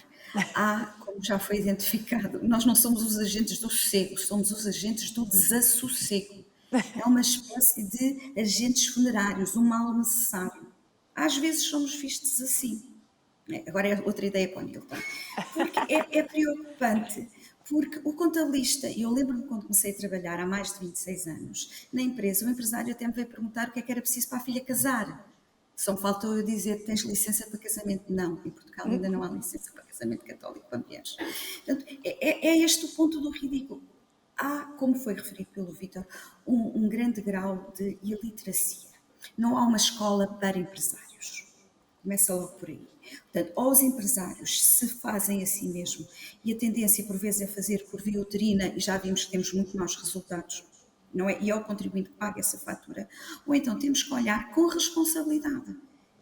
Não é? E a responsabilidade é tanto dos órgãos de gestão, e daí a importância do relato que está a ser imposto, como também dos profissionais que contribuem para essa tomada de decisão. Tem que haver aqui uma comunhão e um compromisso comum. Se o empresário não tomar parte deste compromisso, porque repare, o portal não funciona, a entrega das declarações da Segurança Social estatutariamente nem é do contabilista. Mas sabemos perfeitamente que o contabilista dispõe de conhecimentos e de tecnologia privilegiada para o fazer. Então o empresário tende a descontrair. Ou então escuta-se muitas das vezes, quando é alvo de alguma pergunta mais incómoda, naturalmente, vamos pôr assim, não, isso é o meu contabilista é que sabe. O contabilista é que sabe tudo. E às vezes até tem o dever, não é? E a obrigação de adivinhar aquilo que o empresário acha que o contabilista tem que saber. Somos de facto uns seres extraordinários, mas isto tudo para dizer, tem a ver com a forma como operamos, como o mercado opera, como o próprio Estado incide sobre o funcionamento das empresas, que não olha para si próprio, não é? Eu gostava de ver todos os serviços da administração pública aplicarem o SNCAP com a mesma velocidade que o Estado impôs o SNC às empresas. Era uma coisa fantástica. Então aí estaríamos todos a comunicar a mesma linguagem, a olhar para os déficits da mesma maneira, a fazer as tais perguntas que foram referidas pelo José Pedro Ferreira, porque tínhamos de facto indicadores acessíveis ao cidadão comum, que também se demite das suas responsabilidades enquanto cidadão, e vemos isso no IRS. Cada vez está mais elaborado, é certo, e muitas das vezes precisa da ajuda de um profissional qualificado como o contabilista, mas a tendência que nós temos natural é para o complicómetro. Vamos lá fazer parte da solução e começar a procurar caminho para comunicarmos e simplificarmos. Isabel, o ano passado lembro que cruzámos a temática do marketing com a temática da contabilidade, duas atividades que aparentemente podiam não ser compatíveis, mas falámos muito sobre como os contabilistas também podiam fazer aumentar a percepção do valor que têm, não é? Do valor do trabalho que têm. Depois deste desabafo que a Isabel fez, como é que acha que os contabilistas também podem e devem fazer aumentar essa percepção, explicar para os empresários, explicar para as empresas o valor do trabalho que de facto têm? Para isso precisam de tempo. Para precisarem de tempo precisam de vítores, precisam da informática. Uma informática que dê resposta. Porque hoje vivemos na era dos dados, mas nem todos trabalhamos os dados, nem todos sabemos que dados trabalhar. Nem todos temos as ferramentas que nos permitam otimizar esse tratamento de dados. Portanto, e aí é a questão importante do relato. A empresa tem que relatar, tem que saber relatar. Se nós olharmos para os relatórios de gestão, a maior parte dos empresários não os percebe, mas são da sua responsabilidade. O relatório de gestão permite a quem tem que decidir onde é que tem que otimizar o seu investimento, onde é que tem que melhorar o seu processo produtivo, não é? E para melhorar o seu processo produtivo, para conseguir alcançar o objetivo supremo da venda, é necessário uma ferramenta do marketing. E porquê é que não está a vender? Porquê é que uma loja em Leiria do mesmo produto não vende igual a uma loja no Porto do mesmo segmento? Porque são mercados diferentes. É preciso fazer essa análise. Essa análise vem dos elementos não só da contabilidade, como extra-contabilisticamente, que estão dentro das empresas. E que o profissional de contabilidade tem competências, precisa de tempo e melhoria de processo para poder também fazer essa análise e ajudar a potenciar e a alavancar negócio para as organizações. E daí a ferramenta do marketing. Vítor, como é que a informática pode dar resposta a uma questão que a Isabel deixou aqui? Sim, acho que é um desafio grande, de facto, através dos nossos sistemas, portanto, os contabilistas conseguirem prestar melhor informação e os empresários conseguirem, de forma automática, também ler um conjunto de informação que o sistema pode proporcionar, que por trás está a ser trabalhado pelo contabilista, mas que o empresário vê de forma self-service, dentro do sistema. E a inteligência artificial aqui pode nos ajudar de uma forma única, porque através de um sistema online onde está depositada a informação de milhares e milhares de empresas, é possível inferir conhecimento, portanto, inferir através de heurísticas, inferir alguns insights ao negócio que são muito relevantes para o empresário, que de outra forma não conseguiriam ser atribuídos. Imaginem que o próprio sistema pode ir lendo as transações do dia-a-dia e perceber e alertar o empresário: estás a vender menos deste produto ou precisas de mais estoque deste outro produto. Este tipo de informação, que não ser necessário ir consultá-lo ao sistema, mas o sistema automaticamente ir gerando informação através de classificações que o contabilista está a fazer por trás, mas que depois são transformadas em informação útil para o empresário. Porque muitas vezes as peças preparadas pelos contabilistas não são as que o empresário mais valoriza. Portanto, o empresário gosta de perceber a sua estrutura de custos, por exemplo. Estrutura é essa que pode ser tratada automaticamente. Hoje em dia, lá está, com a integração de todas as vertentes. Portanto, por um lado, a conciliação da informação bancária com as transações contabilísticas, os documentos que estão a ser automaticamente alimentados na parte comercial nas vendas, dos gastos do dia-a-dia. Portanto, cruzando toda esta informação, por um lado, podemos auxiliar o contabilista na transação contabilística automática, para que ele possa apenas ter que fazer uma verificação e não perca tempo com a parte transacional. E, por outro lado, o empresário que tem a informação em tempo real, porque isso é outro aspecto. Se eu entregar papéis ao contabilista, eu sei que esses papéis vão ser processados no mês seguinte ou daqui a 2 meses e que vou ter a informação útil para mim muito mais tarde. Enquanto que se eu entregar diretamente, em forma digitalizada, o documento no momento em que faço a transação, o contabilista também me vai dar a informação útil e atempada. Portanto, é um desafio grande que temos pela nossa frente e um desafio também para os contabilistas de transformar a sua forma de trabalho para uma forma totalmente digital. Nós estamos a caminhar para o fim, mas eu queria, fazendo aqui uma última ronda por todos, e tenho uma questão que é, na verdade, mais para a Isabel. Cristina, peço desculpa, mas para si, Cristina Fonseca, a questão da tecnologia, nós sabemos que ela anda muito rápido, portanto, o futuro é já amanhã, como se costuma dizer. Acredita que esta relação entre as empresas, os contabilistas e a tecnologia, rapidamente, e vamos aqui tentar esquecer um bocadinho que estamos em período de crise, de guerra, a recessão, que esta relação rapidamente vai evoluir também muito com a ajuda da tecnologia? Não tenho dúvida, e se calhar, não querendo entrar em muitos detalhes, porque se ligarmos tecnologia e inteligência artificial e como é que isso poderia e nos vai ajudar a todos nos próximos anos, isso daria um novo painel, mas eu acredito que, eventualmente, o futuro será, e também na contabilidade, as máquinas falarem entre elas. Portanto, esta questão de eu pegar no papel, sendo digital, sendo físico, não faz sentido nenhum, não é? Os sistemas poderiam falar entre si e eu acredito que no futuro estas ligações serão bem feitas de forma a minimizar este trabalho manual que existe.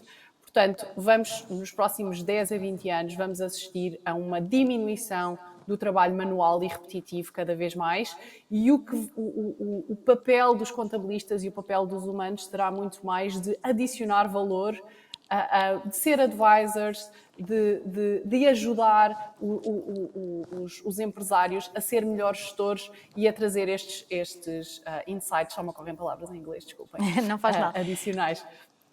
Portanto, eu não tenho dúvida que o papel da tecnologia será muito de diminuir todo o trabalho manual, que hoje em dia contribui também muito para o cansaço da classe, e que é totalmente desnecessário. Claro. Uma última pergunta para a Isabel. Isabel, vou-lhe pedir resposta num minuto, se possível. Nós também na edição anterior falámos sobre o perfil atual dos contabilistas em Portugal. Num minuto, de que profissionais estamos hoje em dia a falar? Idades, formação? Nós não temos esses dados na sua gênese. É uma profissão maioritariamente ainda de homens, mas com uma crescente forte para o lado do sexo feminino. Temos assim para não levantar aqui o tipo de questões. É uma profissão envelhecida, temos profissionais no ativo com idade avançada, o que quer dizer que não é assim tão fácil constituir fundos de reforma para a profissão do contabilista, mas é uma profissão muito aliciante, com um futuro, se a classe o quiser construir, porque precisamos também construir um sentido de classe profissional. Isabel, Sim, eu penso que ficou perceptível. Isabel, muito obrigada. Cristina Fonseca, também muito obrigada por ter estado connosco. E ao Vítor Pinho, também obrigada por terem participado neste painel, desta terceira edição do Accounting Summit. Da minha parte, até uma próxima oportunidade. Espero que tenham gostado também desse lado. E agora, nesta edição, vamos ficar com uma nova pausa com momentos patrocinados pelo Nilton.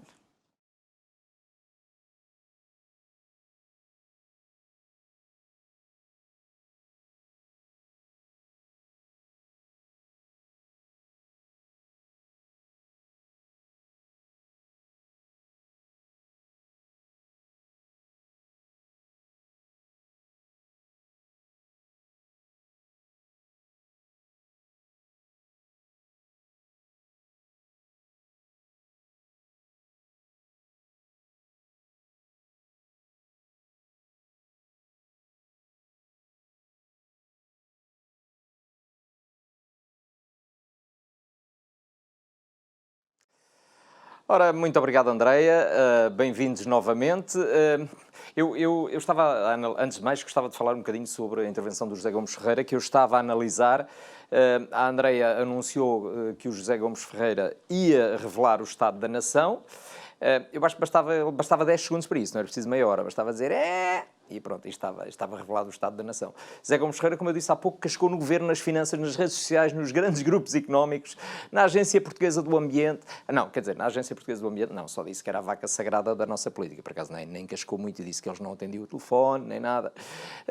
Cascou na produção de energias alternativas, nos tribunais administrativos, na corrupção, nas parcerias público-privadas que cheiram a corrupção. É o chamado disparar para todo lado. Portanto, José Gomes Ferreira é um bocadinho uma espécie de Rambo. Portanto, vocês quiserem, basicamente chamaram aqui o Rambo e ele disparou para todo lado e neste momento, como eu dizia, deve ter os pneus do carro furado ou não pode sair daqui. Houve pessoas que entraram ao meio da intervenção do José Gomes Ferreira e pensaram que estavam a ouvir uma história infantil, que ele dizia, vais encontrar uns passarinhos ou umas rãs vermelhas, mas não, estava a falar do ambiente. E outros pensaram que estaria aqui o Luís de Matos ou o Mário Daniel, porque ele falou em truques de magia, em ilusionismo. Por outro lado, apesar deste cenário, e o José Gomes é muito honesto nisso, que é traçar um cenário bastante honesto sobre o país, por outro lado, quando fala da dívida 3,5 vezes o PIB, eu chego à conclusão que afinal as minhas contas não estão assim tão mal. Portanto, a coisa até anda e consigo andar, estou até um bocadinho melhor que o nosso governo. Mas pronto, com o nosso governo depois ele vai ver, entre eles, não é? Porque ele diz que fazem ilusionismo, engodo, ilusão de ótica, portanto, depois entendam-se. Já agora, ficou só uma pergunta para o José Gomes Ferreira, não sei se ele já saiu ou não, porque ele diz que estão 1.000 milhões de euros neste novo Orçamento de Estado para compensações financeiras. A pergunta é, onde é que se tira a senha? José Gomes, portanto, se eu puder ir lá também, desses 260 milhões para a Ana, deve sobrar alguma coisa. Mas pronto. Fiquem com a mensagem do José Gomes Ferreira sobre a autocensura, eu acho que sim, que é de aproveitar. Neste painel de debate agora, estive com muita atenção à Cristina, à Isabel, ao Vítor. A Cristina, investidora tecnológica. Curiosamente, a Cristina é da tecnologia, mas da primeira vez não nos ouvia, não ouvia a Andreia, e da segunda vez não ligou o micro. Foi só engraçado essa dualidade. Lançou aqui uma coisa esquisita, disse que passam-se faturas em sacos de plástico, parece assim uma coisa estranhíssima. Eu gostei da Cristina a comparar realidades com outros países, vamos lá ver. Nos Estados Unidos não são documentadas as despesas até 25 euros, porque em Portugal o Tuga arranjava logo forma de comprar uma casa a 25 euros de cada vez. É só por essa questão. Um carro, vai em faturas de 25 euros só para não documentar. É só por isso, basicamente é isso. Quando a Andréia lhe pergunta como é que será o futuro da contabilidade, a Cristina falou, as máquinas falarem entre si, portanto, preparem-se. O Matrix 5, o 5, vai ser o Neo, vai ser um contabilista. Uma nova versão, vão escrever neste momento. E eu gostava de lançar aqui uma ideia para a Cristina. Se ela é investidora de tecnologias, veja lá esta ideia. É uma aplicação que a pessoa vai no carro, o carro começa a fazer barulho e a pessoa põe lá a aplicação e aquilo diz qual é que é a chatice do carro. Tipo uma espécie de Shazam para barulhos do carro. Tipo, isto aqui é carburador. Pronto, e a coisa fica logo. Vejam lá se isso é possível ou não, falamos e desenvolvemos isso. Isabel Cipriano. A Isabel, antes de mais, obrigado, deu-me aqui 2 ideias. Eu gostei da Andreia perguntar à Isabel como é que está o setor. A Isabel diz, estão 4.000 pessoas a ver, como quem diz, não vou ser honesta, porque eu não sou maluca, não é? Se estão 4.000 pessoas a ver, não vou dizer, não é? Por exemplo, a Isabel, não vos chamou velhos, disse, pois, temos pessoas com idade avançada, não é? Portanto, isto é uma pessoa que tem noção de quem é que está a ver e lá está. Voltamos ao José Gomes Ferreira, não furar os pneus do carro. Falou sobre apurar e pagar o imposto. Na verdade, o contabilista é muito visto assim. Para mim, não. Para mim, Isabel, o contabilista é um tradutor das finanças. Eu ouço o Medina a falar no Orçamento de Estado e eu pergunto ao meu contabilista o que é que ele quis dizer e ele traduz-me para a minha linguagem, porque, na verdade, eu não percebo a dele. Gostei dessa coisa, tal como existe. É um ótimo exemplo, sítios da Justiça e fazer-se o mesmo na Autoridade Tributária.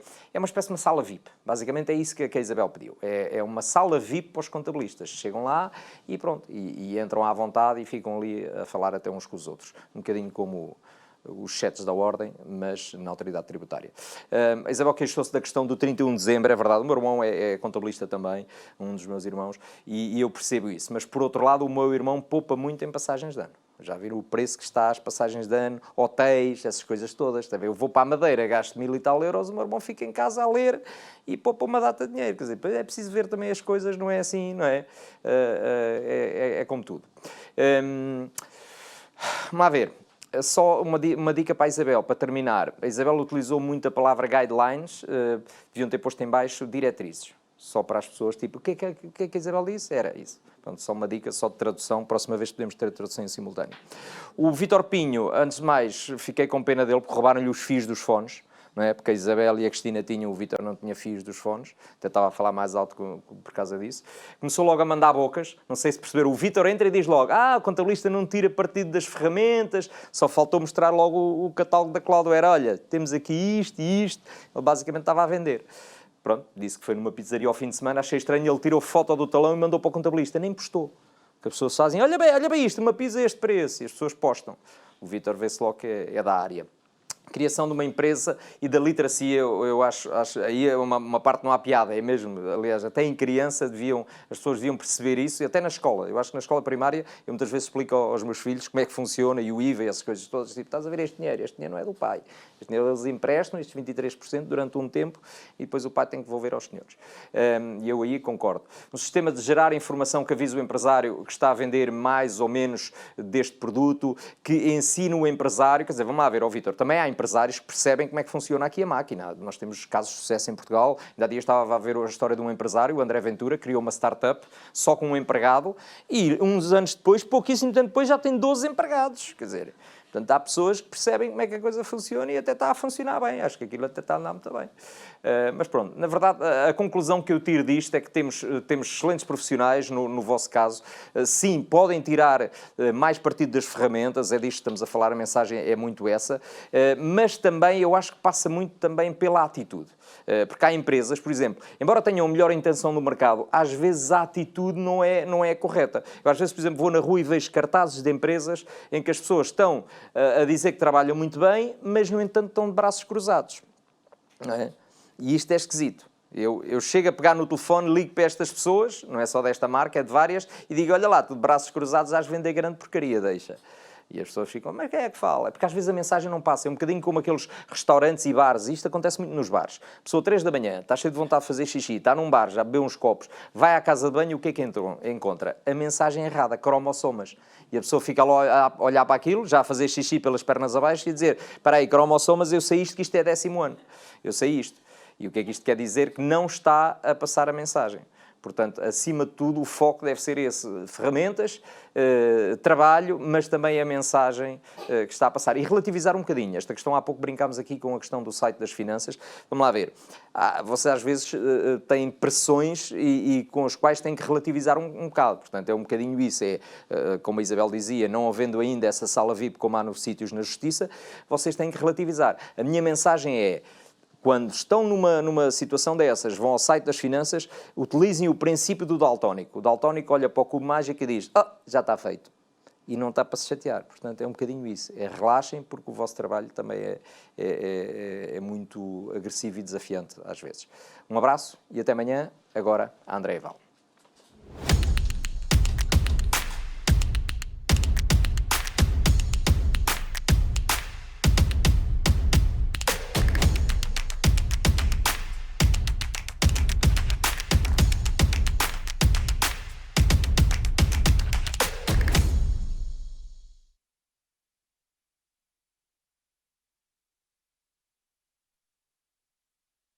Eu, para mim, ficava pelas conclusões do Nilton, são sempre maravilhosas. Antes que me esqueça, e vou dizê-lo já, antes das conclusões, porque já sei que me vou esquecer, peço a quem está a acompanhar-nos para preencher o inquérito de satisfação. Mais uma vez, os vossos comentários, as vossas opiniões são importantes também para melhorarmos e para sabermos como fazer mais, como fazer melhor, para que nas próximas edições aqui se fale exatamente do que querem ouvir. Ora, e para um resumo, num tom mais sério, digamos assim, deste primeiro dia do Accounting Summit, tivemos o tal retrato do Estado da Nação, que o jornalista José Gomes Ferreira nos fez, embora ele tenha dito logo no início que não vinha aqui falar sobre economia e finanças, ao contrário do que as pessoas estavam à espera, mas sim dos tais truques de ilusionismo, dos tais truques de magia de ilusionismo de que José Gomes Ferreira nos falava, exemplificando aqui com as mãos, numa mão as benesses, na outra as maldades, isto a propósito, obviamente, das intenções do Governo. E uma outra coisa que ele também falou e que, no fundo, se traduz também num apelo para vocês que estão aí em casa. O José Gomes Ferreira falou muito na questão do pensamento único, que hoje graça nas redes sociais, em que as pessoas têm medo de ter ideias próprias e que, na verdade, muitas vezes resulta na tal autocensura. O José Gomes Ferreira falou na autocensura como a pior forma de censura e fez mesmo um apelo aos profissionais que nos escutam e que nos veem do lado lá, para que possam obrigar a que certas questões estejam na agenda, para que assumam causas, e isso só poderá, obviamente, trazer vantagens. Deste Estado da Nação, ou do retrato que o José Gomes Ferreira fez, falou-nos também sobre algo que, com certeza, muitos escritórios, muitos profissionais de contabilidade se deparam todos os dias, o bloqueio da burocracia. Ele falou muitas vezes na burocracia disfarçada de proteção do ambiente. Falou-nos também do problema da ineficácia da justiça na área económica e no combate à corrupção. Foram mais ou menos estas as notas, diria, mais importantes do discurso do José Gomes Ferreira neste primeiro dia de debate, aqui na terceira edição da Accounting Summit. Depois, em relação aos nossos convidados, tivemos a Isabel Cipriano, a Cristina Fonseca, a Isabel Cipriano e o Vítor Pinha, aqui resumindo os nossos oradores. E eu começaria talvez por destacar o retrato que a Isabel Cipriano nos fez deste setor da contabilidade, dos profissionais, ela na qualidade de presidente da Associação Portuguesa de Técnicos de Contabilidade. Dizendo aqui, na verdade ela fez o retrato mais no final, mas logo no início dizendo aqui como é que os profissionais, que desafios e que problemas é que enfrentam hoje em dia, de um sentimento de alguma desvalorização que impera na classe. E depois a Cristina também fez essa ligação, a forma como os profissionais de contabilidade são muitas vezes vistos pelas empresas, pelos empreendedores, pelos investidores, aliás, como alguém que nos mantém a casa em ordem. É verdade que, sim, o trabalho dos contabilistas ajuda os empresários, mas Cristina Fonseca sublinhou isso também. Os próprios empresários têm de ter alguma formação, têm de ter conhecimento também, a tal literacia financeira que é necessária para que as duas funções e os dois trabalhos se complementem. Aí também a tecnologia, os programas informáticos podem dar uma ajuda, e foi nesse sentido a contribuição do Vítor Pinho, CEO da Cloudware, que deu nesta sessão, no sentido de permitir que a tecnologia ajude os contabilistas e que torne o seu trabalho mais ágil e mais profissional.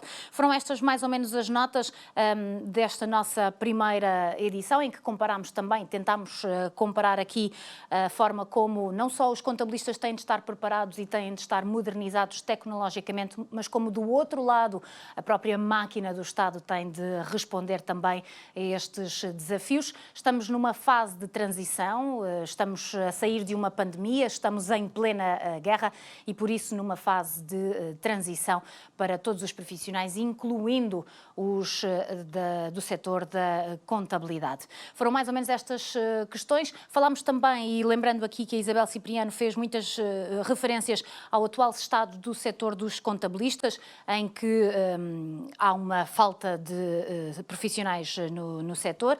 Poucos se sentem atraídos por esta área de trabalho, mas ela dizia que é uma área com bastantes desafios e com bastantes oportunidades. E foi mais ou menos os dados que ficam também para uma reflexão aí do lado de lá, para quem nos tem seguido nesta terceira edição da Accounting Summit. Já aqui vou lembrar para preencherem o nosso inquérito de satisfação e agradecer a presença, mais uma vez, de todos os que participaram nesta terceira edição, o Estado da Nação desta terceira edição do Accounting Summit.